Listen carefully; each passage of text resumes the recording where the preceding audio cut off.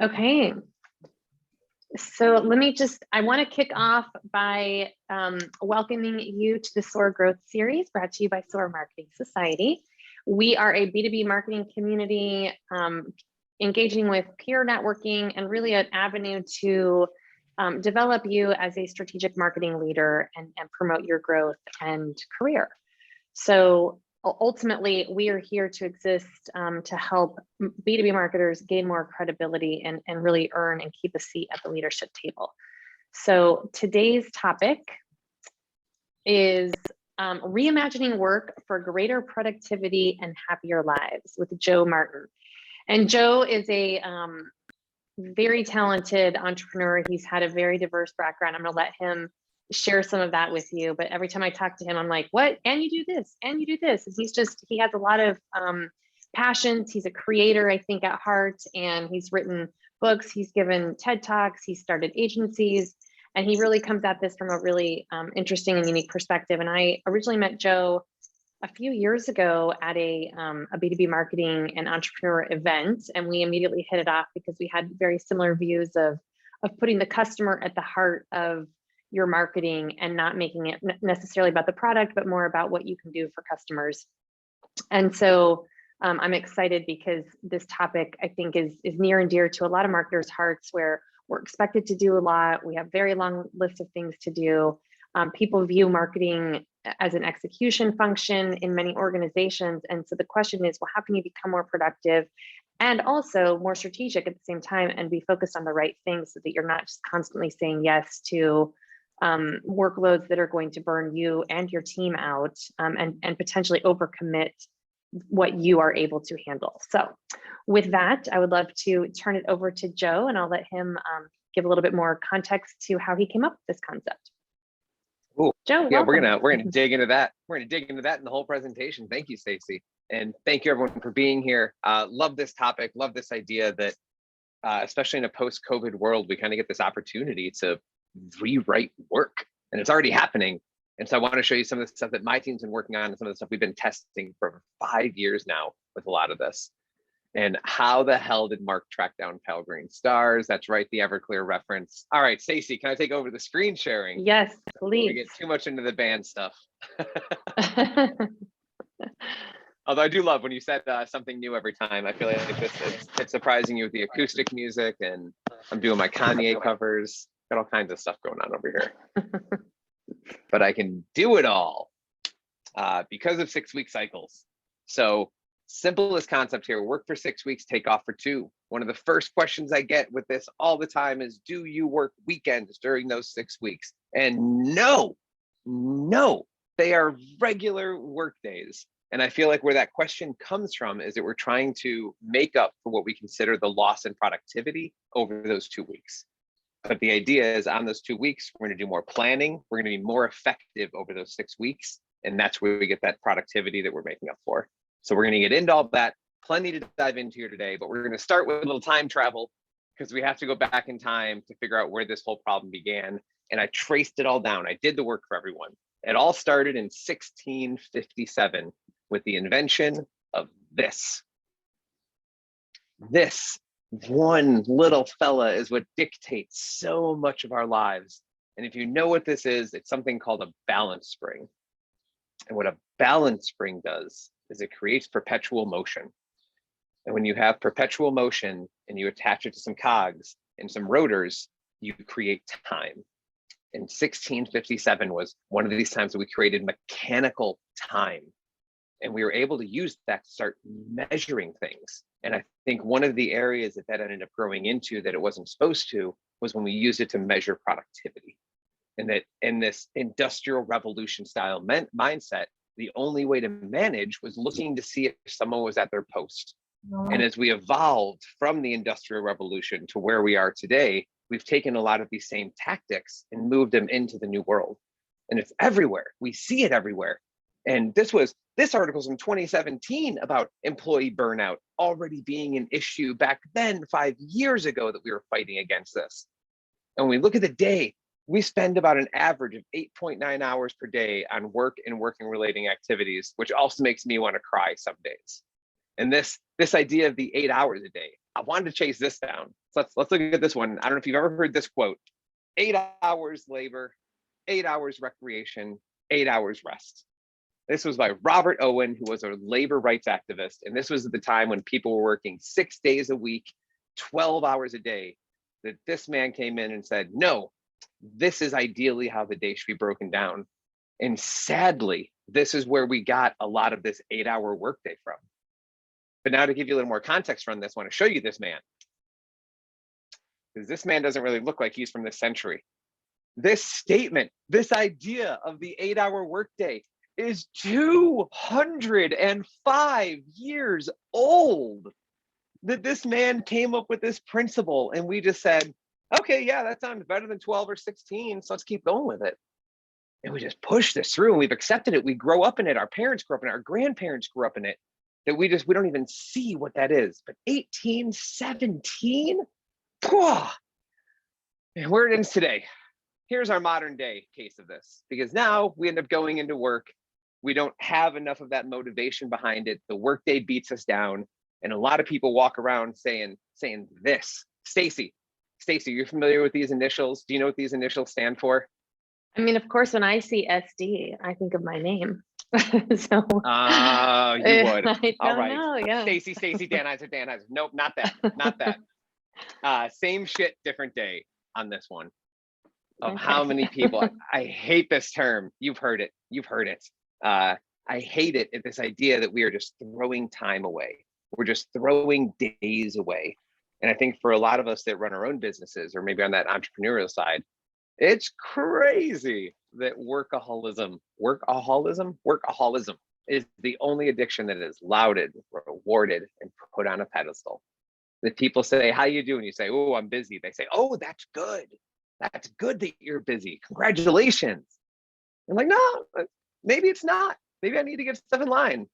But we have it backwards, and we have a perception of what it means to run a business, what it means to be effective and productive. And I want to share this commercial from a couple of years with you guys for the Microsoft Surface, and just listen to some of the ways that the guy in this commercial talks about being an entrepreneur and the things he has to do.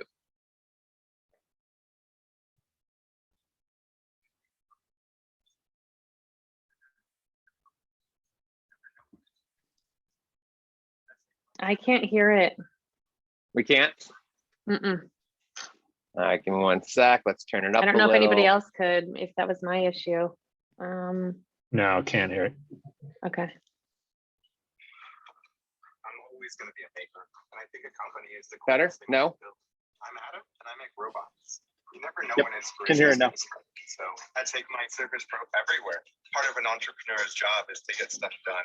I like to do like 4 things at once. The new Surface Pro can handle all of my programs. I can paint, I can mold, I can code. I have it on all the time. It's fantastic. You get to build toys for kids and change the world. It's a big deal. All right, some things I want to point out there. I have it on all the time. Oh, no, absolutely not.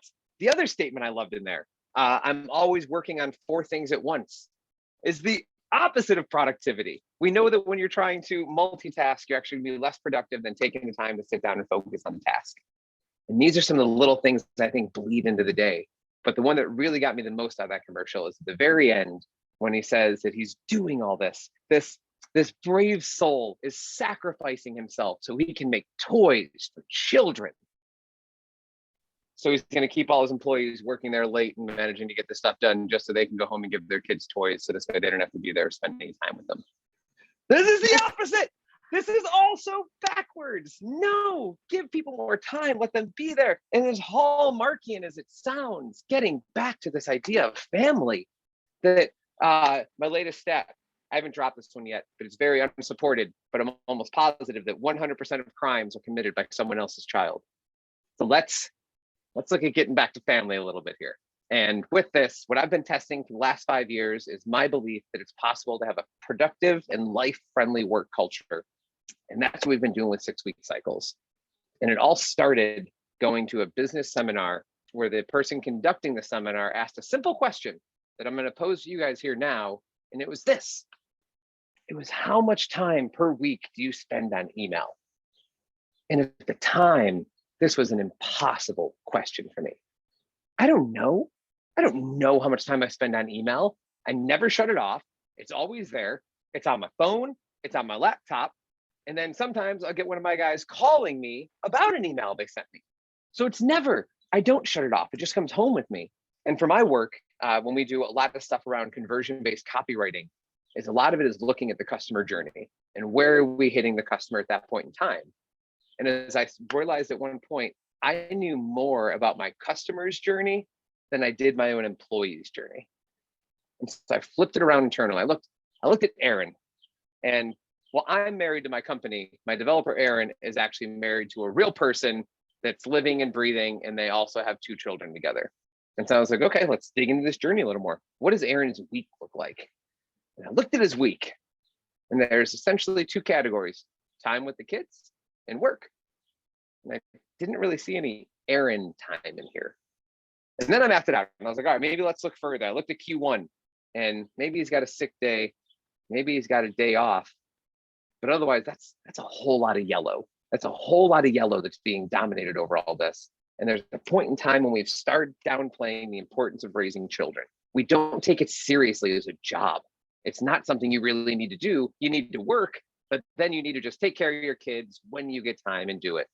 And I think that as more millennials have come up, we've started to see that time, those experiences, are so much more important than just giving us money to shut up so you can just keep us there until we retire and die. Money isn't the motivator. And I think for a lot of us, we learned some valuable lessons in the 90s. Puff Daddy told us what happens when you have more money. We know the answer to this. It's not the solution we want to chase down. What we want to chase down is clarity. And there's something to be envious of. I don't know if you've taken a Lyft or an Uber ride in the past half year, but next time you do, ask that person why they drive for Lyft. In my experience, 90% of the time, it's because they're able to do it on their schedule. That's it. How important that is to them, that just work can conform around their life.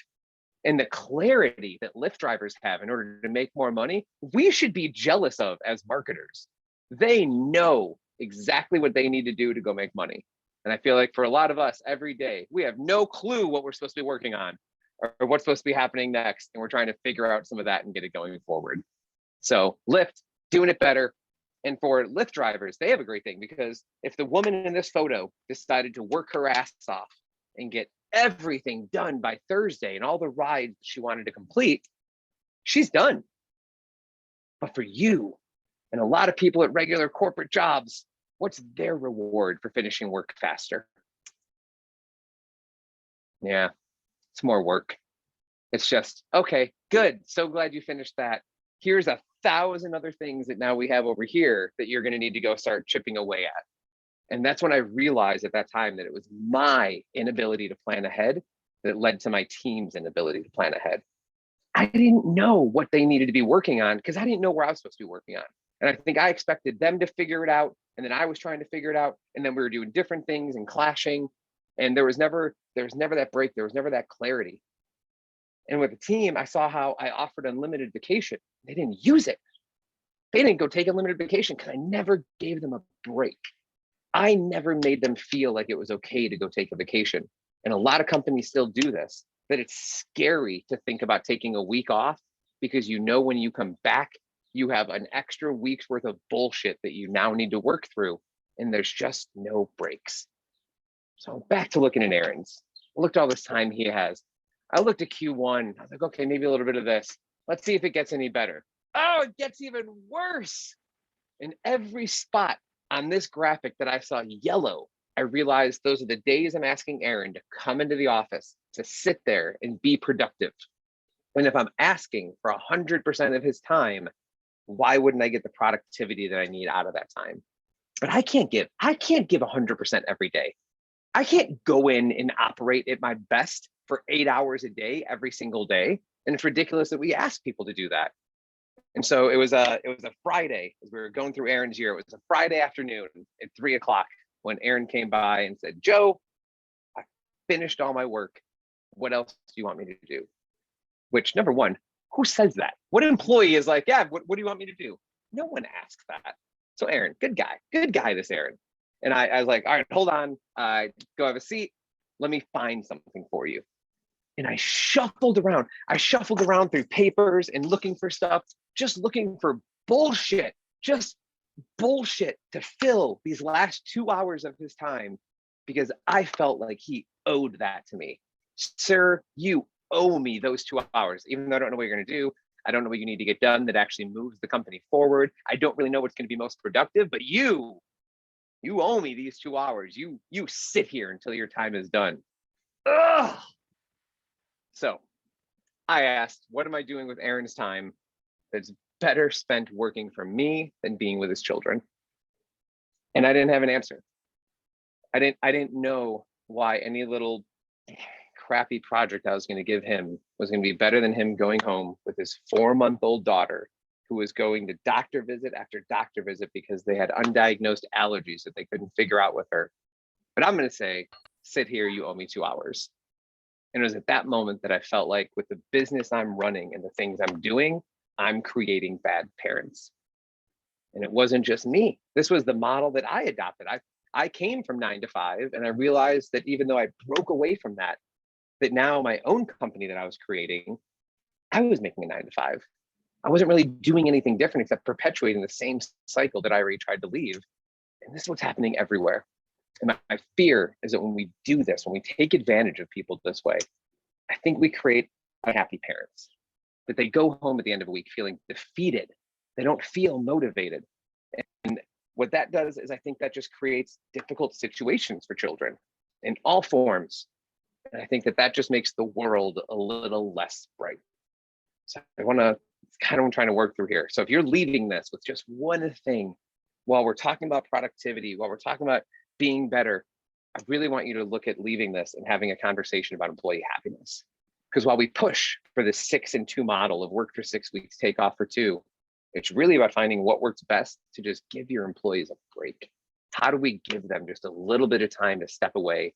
That customer journey of working 9 to 5 all week, going home, being with the kids at night. On the weekend, you have shopping, you have errands, you have cleaning, you have family that you need to go see. You have everything else that you need to try and get done, not to mention trying to take care of yourself for a doctor's appointment, take the car in, maybe you go see the dentist. It's impossible to think that you can try and do this. And then I would expect Aaron to come back in Monday morning, refreshed and ready to go. No, I'm burning him out. I'm not getting as productive as a person as I could. So we looked at work for 6, take off for 2. We're going to talk about the idea where it came from, but influenced by a number of different books and different sources. One of the big ones was the 4-Hour Work Week as well. If anyone's ever had the chance to work through this, the biggest thing I took away from this is one of the chapters when he talks about retirement being a bad end game. That we shouldn't just be looking forward to retirement, and we should look at taking smaller retirements throughout our life. That why would we wait for the most able-bodied of years of our life to sit in front of a computer, only to then be older, not as mobile, and then say, now I'm going to go do everything with my life. And so I wanted to look at this idea of how do I give Aaron more time? How do I give myself more time? And someday when I have kids, how do I spend time with my kids? I'd like to be there for them. I don't want to have to be consumed by work all the time. And so 4-Hour Work Week, part of it, Jason Fried at Basecamp, the other big part, it was after going to a presentation at Basecamp about how Basecamp uses Basecamp to build Basecamp, that Jason casually mentioned that they worked in 6-week cycles. And he talked about some other ways that they tried. And that's kind of where this was born from. And if you're not familiar with Jason, he has been fighting this fight longer than I have. He has several books, TED Talks as well. Rework is one of his most famous ones. Another one called It Doesn't Have to Be Crazy at Work is also fantastic. And one of my favorite quotes that he has about meetings is when he says that in meetings, they often include at least one moron who inevitably gets his turn to waste everyone's time with nonsense. And I felt this. I felt this one. And so there's a lot that goes into it. And so when he talked about trying these different cycles and trying these different things that they were doing, I thought, well, we can experiment with that too. Let's see what that looks like. And so going back to that employee journey, seeing how overwhelming it was and thinking, can I start to carve out a little bit of time here? So that's what we did. So I want to tell you a little bit about what's involved with that now, so you can take some next steps and do this a little bit yourself. As simple as it is, it's just planning for 6 weeks of work. The thing that we underestimate is how long planning really takes. It takes us that 2 weeks. It takes time to go through every day to map out everything for every project, plan every meeting, who needs to be where, but we're creating essentially that playbook. And now we know what we need to do. Everyone's an understanding of what needs to get done. For the whole year, we map it out. We go through and we block off all those 6 week areas with 2 weeks in between. We do an extra week over the summer. And then there's an extra 2 weeks over Christmas and the New Year. So everything blocked out, but this is what we're planning for. We have this available as a cycle list that we can even send your way so everyone can kind of see some of the cycles and dates. Stacy, be sure to get that available to you. The 2 weeks off. What does off mean? Off means we're still answering emails. And if a client writes in, we're still going to respond back to the client. We're not ignoring them, but the work is planned in 6 week cycles. So with all of our clients, we have a meeting the first week of the cycle. That's our cycle kickoff. And we say, here is everything that's coming up over the next 6 weeks. Every week during that cycle, we check in with them. At the end of that 6 week cycle, we have another meeting that's a cycle close. And we say, here's everything we just worked on. And here's everything coming up in that next cycle. And after running this with multiple clients, we were very public about the 2 weeks off. And they knew that we did it and worked this way. But I don't think everyone has to do that. I think behind the scenes, you could start to work this way. You could start to say, you'll have this done in 2 months, and then just plan to get it done in 6 weeks. So there's all kinds of different ways to do this, but a lot of it comes down to around these ideas of goal setting and how you want to move and really understanding, again, what needs to get done. We prefer a tortoise and hare approach to this. So let me jump into, that's not it. Tortoise and hare, I'd rather move slower at that more progressive pace for everyone than trying to rush through these 2 week agile sprints, or always having that feeling that things need to move 1,000 miles an hour. So we go through, we map out every day, and we kind of look at that primary focus for every day. And then we break that focus out across an entire 6 week cycle. We'll do it for about 3 to 5 of us at a time, and then map out what is the one big thing that needs to get done every single day throughout that cycle. And it changes. These plans never stick 100%, but it's not about sticking exactly to the plan as much as it's about having a container to put things in when things start to happen, that you still know what needs to get done. We're going to talk a little more about that as we get towards the end of this. But what this did, what 6 week cycles does, is it created this rhythm. It created this little heartbeat. And on top of the days that we worked, one of the things that we also saw was that it started to illuminate some of these blocks in between when people aren't working. So yes, now we know what days we're working, but then here's all the time that's off. And this allowed my employees to plan a better schedule. They can look ahead and say, hey, I'm going to take my car in this time. I'm going to do this, because they know they don't have that obligation. One of my guys pushed his surgery off for his gallbladder to the break. And then he had the surgery the first week of break, healed the second week of break, and then was back in action by the time the cycle rolled around. And just once you block off those 2 weeks to yourself, something amazing happens. So we're going to do something real quick right now. I'm going to have everyone open your calendar. If you can, please go through, pull out your calendar. We are currently in week 1. This is week 1 of the newest cycle. And so we are going to block off 2 weeks on your calendar. And I would like you to block off Sunday, August 21st through Saturday, September 3rd. And with those 2 weeks, I'm not saying you need to take off. I'm just saying, don't try to plan any meetings during those 2 weeks. See what you can do. See if you can say, why don't we talk in 2 weeks? And if the world falls apart or not, let's give it a shot. We'll try something small to see if you can start making some of this time. When we get to this point, I usually get feedback that, yes, this all sounds cool, but there's no way we could operate that because too many things come up. It has been 5 years on my side of chasing down those things that come up because I felt like that was my responsibility. That once we set a cycle, how do I protect it? How do I protect my team from not throwing a bunch of crap at them? How do I not be the CEO who comes in and says, hey, here's something I need now, screw everything else you're working on. And I know it messes with your entire day and your week and your plan, but get this thing done right now. And then here's the next thing. And then here's the next thing. And it all just goes off track. And so once we have a cycle in, we try and lock it in and we try to not let too many things come up. But also, if this is your excuse, if this is your reason why you can't do 6-week cycles, I need you to think about what this is actually doing for your team. And knowing that every day your team has to figure out what's going to happen next. They have to go through with this anxiety of what's going to pop up. Where is it going to pop up? What do I have to do once that thing pops up? And they can't turn it off. They get to the weekend and they're still thinking about this stuff. And there's a psychological concept that we only have a set number of decision-making units. This is the reason Mark Zuckerberg wears the same thing every day. We hear about this with a lot of top entrepreneurs, that they try and simplify the number of decisions they have to make in a day. And we waste some of those when we have to make these smaller decisions. So with 6-week cycles, when you take those 2 weeks to actually plan out what needs to get done, you can reduce the number of decision-making units your team needs to make. People can know what's going on. Oh, so many benefits. All right, we're gonna dive. What time we got? We got 12:30. We're gonna wrap this up. We're gonna wrap this up in a few minutes. I want to take you through a little quick list of some of the secrets behind 6-week cycles. Because just putting it on the calendar and saying this is how we're gonna do it is not enough.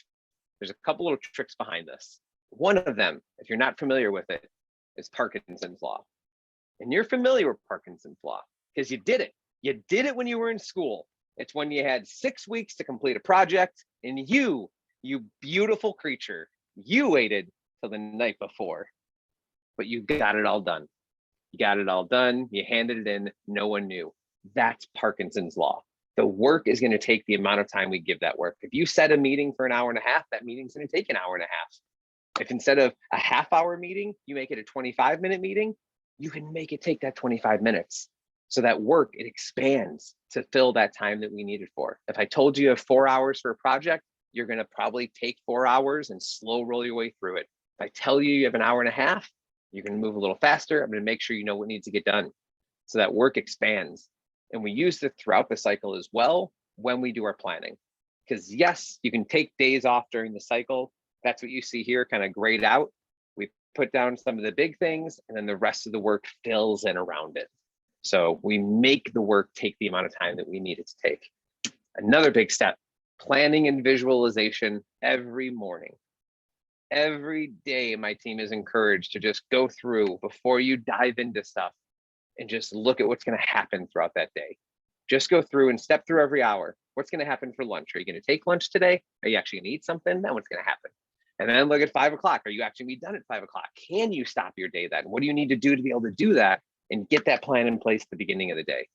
And again, these smaller, highly profitable ways of doing things that we know that there's better ROI on planning that's going to impact us later. And that visualization aspect, we've heard of this with Michael Phelps. This is what he does, where he pictures every race before he goes and races it. And then for some reason, when we need to turn on our performance at work, we think, I'll just go step into it. What do I need to do? I don't know what I need to do. I should go figure it out. I'm gonna go ask someone. I'm gonna send a message. Let's know what that needs to do. Because one of the biggest stats I found recently was, according to a UC Irvine study, the average time needed to get you back on track was 25 minutes, which sounds a little high to me. Even if this was 1/5, even if it's just 5 minutes, what that adds up to when you think about 6 distractions would take away a half hour of your day. In this case, if it's 25 minutes, 2 distractions eat up almost an hour of your time sitting there because someone else didn't know what was going on. Let's figure out what's going on, and we can do that throughout the organization. This is one of the reasons it comes down to how you use Slack, but I'm a little against it because my fear is that Slack breeds a right now culture, that I'm just going to reach out, interrupt your day. I don't care what you're doing. I need my answer right now. And then we go right back in 25 minutes, a couple Slack messages later, and all of a sudden our whole day is gone. And those are the small things. Those are the small things that add up to that feeling at the end of a week of, man, I worked my ass off this week. I don't know what I got done. but I worked my ass off. Whoa, hate that feeling, hate it. And you may be sitting there and saying, Joe, seriously, we can't do this. Too many things come up. I get it. That's fine. If you're going through and planning out your day, I just want you to leave a little bit of time in that day. Maybe it's just 2 hours and label it shit that comes up. But then let's see if we can reduce that. Can we get that down to an hour and a half of stuff that comes up? We get it down to an hour. How do we start to get more predictable with the days that are coming up? We can tell the future. I promise you. We know we're going to have a meeting on Thursday at this time. We can look at those smaller things. When we break down days, we break it down in about 6 hours per day. This is 30 minutes for planning.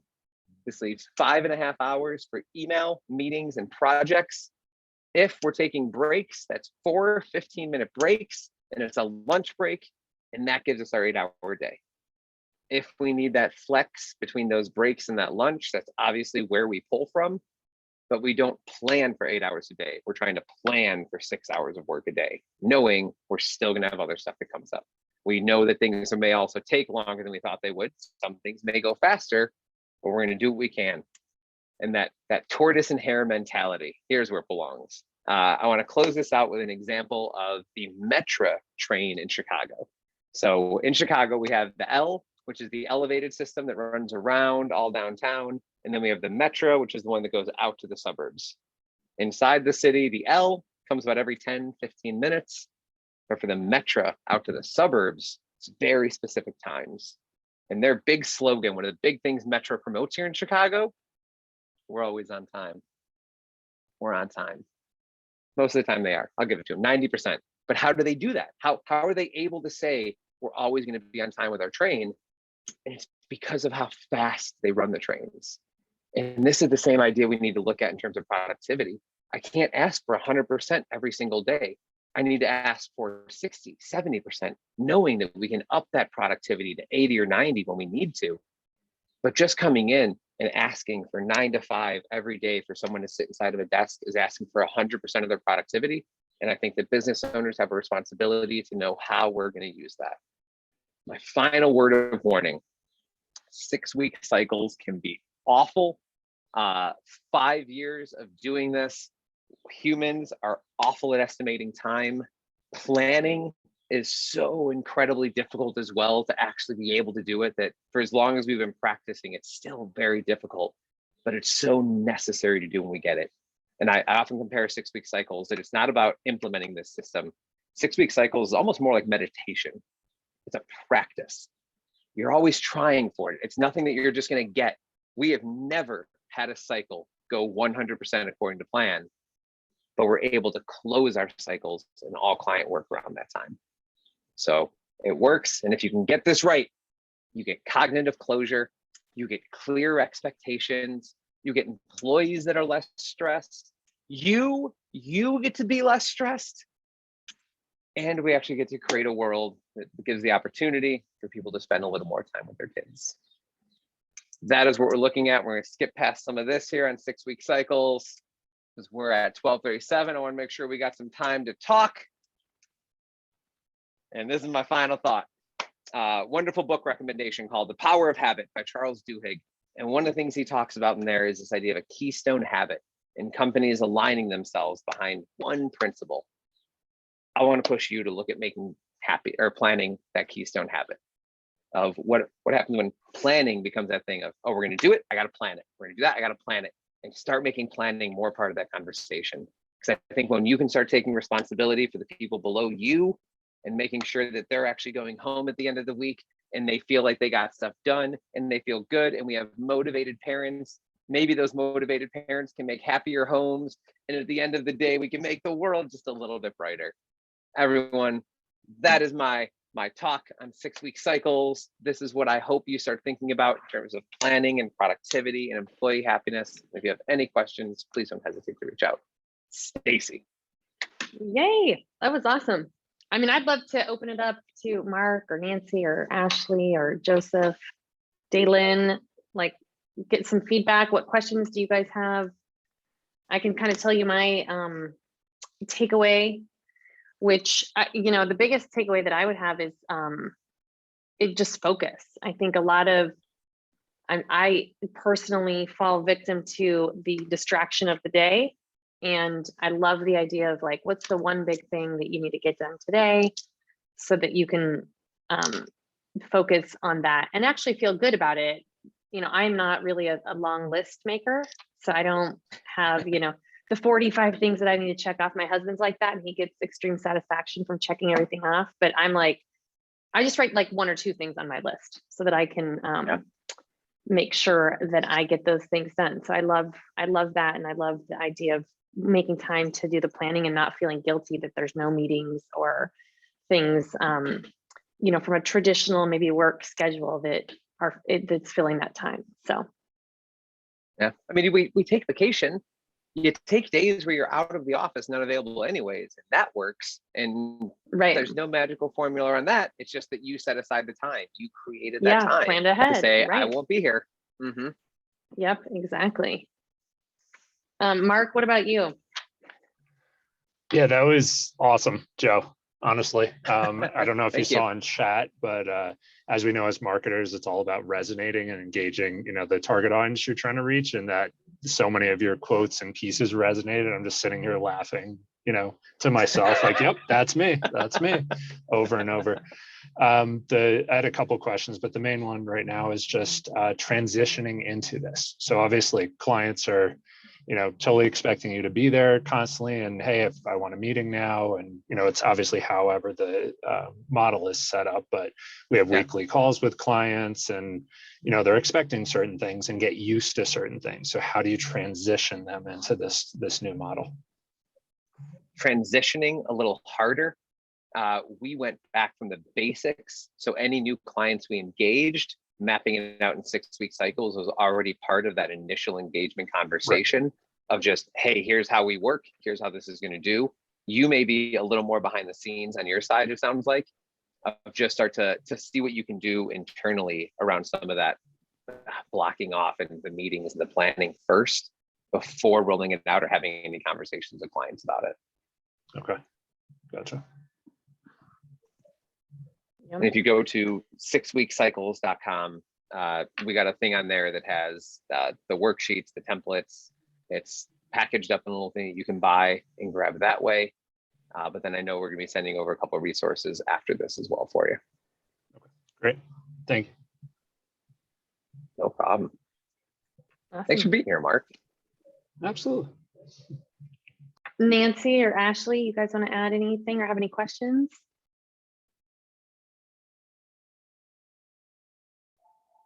Ashley said thanks. Shoot a little message in the chat. Yeah, no questions for me, but thanks so much, Joe. I really enjoyed your presentation. So thank you so much for taking the time to present to us. Thank you. It's like the Festivus of presentations. I just had a lot of problems. I thought it was really great. As you know, as it's coming through, I definitely agree that the busyness seems to be the busiest champion is kind of the aspiration that a lot of people are going for. Oh, if I look like I'm super busy, or if I'm doing so many things, then I must be successful. And it's really interesting that people are pushing back and doing that mind shift. And I think your examples around the at-home piece really resonate with me, because one thing that has happened to me multiple times in the last few weeks is my son will be in the car and he can't be on the phone or he can't be doing whatever. And he says, I'm bored. And I said, good. I'm glad you're bored. He's like, what do you mean you're glad? I said, good. It's good to be bored. I was bored when I was little. And it's just like blows their mind. Like, oh my gosh, I'm not entertained every second of the day. This instant gratification piece, right? So I just thought that really resonated with me, because I personally have been saying, good, I'm glad you're bored, like multiple times over the past couple of months. So, and I should be saying that to myself. Probably, yeah, right? It was probably a year. I think a year ago, I finally felt it. Yep. It was the first time in years I felt bored, like last year. And I was like, oh my God, this is that feeling. Because that means there's space there. That means there's the space for creativity, the void. That's where you find it. I love 100%. it. I love this topic. This was great. Thank you, Nancy. All right. Well, thank you so much, Joe. I appreciate it. And I love your enthusiasm, and thank you for especially talking about a topic like productivity. You brought all the enthusiasm, so thank you. Thank you. Thank you. Bye-bye. All right. Thank you, Yeah, everyone. and so yeah, we'll send out a link to some resources to help. I did also drop in the chat the website address. Joe, can they connect with you on LinkedIn, or what's the best way Absolutely. to? Okay. Yep. Yeah. Perfect. LinkedIn would be great, and we can always happy to chat, give you some direction. I just want to see this exist in the world more. I want more companies. Yeah. So even everyone being here today, hearing this is already such a big win for me personally. So thank you all again. Perfect. All Love right. it. Well, thanks everybody. Have a good rest of your day. Thank you, Joe. Going. Thanks, Okay. Bye, Stacey. everyone. All right. Thank you. Bye, Thank guys. you, everyone. Thank you. Bye. Bye.